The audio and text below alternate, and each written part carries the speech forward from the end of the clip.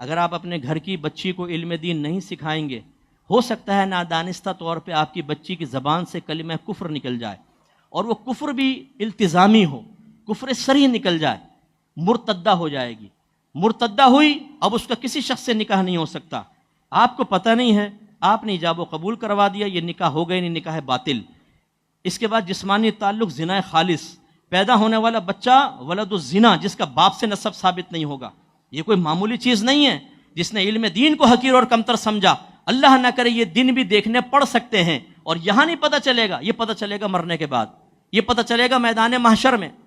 میرے آقا صلی اللہ علیہ وسلم فرماتے ہیں بعض اوقات انسان اپنی زبان سے ایک جملہ نکالتا ہے اور اس کو اس کی قباحت کا احساس بھی نہیں ہوتا، لیکن یہی جملہ اس کے لیے جہنم میں جانے کا سبب بن جاتا ہے۔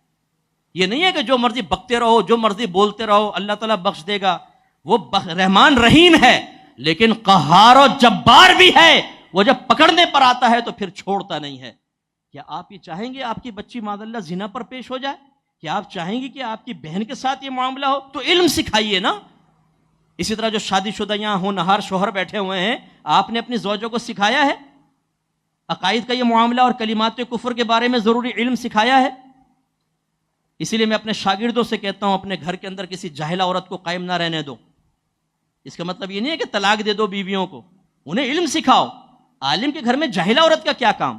علم سکھائیے اسے، امتحان لیجئے، بار بار امتحان لیں، اپنی زوجہ کا امتحان لیں، عقیدہ پوچھیں ان سے، احکام شرعیہ عملیہ پوچھیں، گناہوں کے بارے میں سوال کریں۔ جب تک 100% مطمئن نہ ہو جائیں آپ کی کوشش رکنی نہیں چاہیے۔